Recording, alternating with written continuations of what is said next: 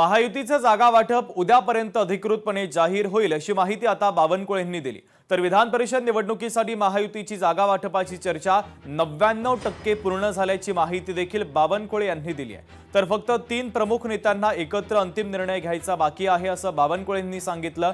तर महायुतीच्या जागा वाटपासाठी दिल्लीमध्ये बैठकीची गरज नाही, आमचे प्रदेश अध्यक्ष मुख्यमंत्री आणि दोन्ही उपमुख्यमंत्री आपापसामध्ये बसून निर्णय घेऊ शकतात असं बावनकुळे यांनी म्हटलंय। तर विविध मतदारसंघांमध्ये भाजप आणि मित्रपक्षांचे मतदार 70% आहेत अशी माहिती बावनकुळे यांनी दिलेली आहे। जवळपास 99% महायुतीची चर्चा पूर्ण झाली आहे। आता केवळ मुख्यमंत्रीजी देवेंद्र फडणवीसजी, एकनाथ शिंदेजी आणि सुनेत्रा पवारजी मला वाटतं आज उद्या अंतिम बसतील आणि उद्यापर्यंत महायुतीच्या सर्व जागेचा जवळपास झालाच आहे, पण त्याचा अधिकृतपणे घोषणा करतील। कुठले महायुतीच्या बैठकीची दिल्लीमध्ये गरज नाही। भारतीय जनता पार्टीचे अध्यक्ष रवींद्र चव्हाणजी, आमचे मुख्यमंत्री देवेंद्र फडणवीसजी, एकनाथ शिंदेजी, सुनेत्रा पवारजी, त्यांच्या पक्षाचे नेते असं बसून हा आता जवळपास निर्णय झाला आहे।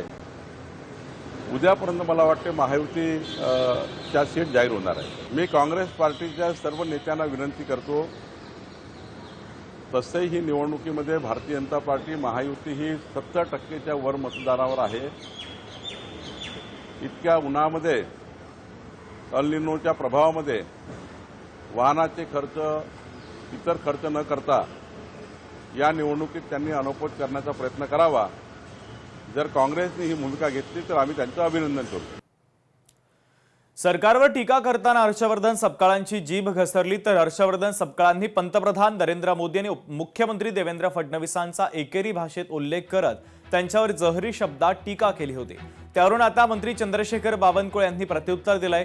सपकाळांनी मूर्खपणे वक्तव्य केलं असा हल्लाबोल बावनकुळे यांनी केलाय। तुमची राजकीय उंची किती आणि कुणावर बोलता आहात याचं भान ठेवा असा इशारा देखील आता बावनकुळे यांनी सपकाळांना दिलाय। मोदी जेव्हा पंतप्रधान झाला, मनमोहन सिंग साहेब गेले, तेव्हा कांद्याचा भाव काय होता?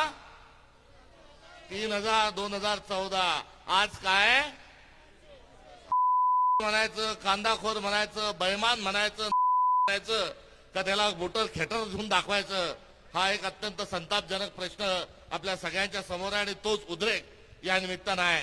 3000 भाव असा कसा देत नाही, ही भूमिका घेऊन आपल्याला जायचं आहे। हर्षवर्धन सपकाळाची उंची किती, काय आवाक आहे, कुणावर बोलताय, कशासाठी बोलताय?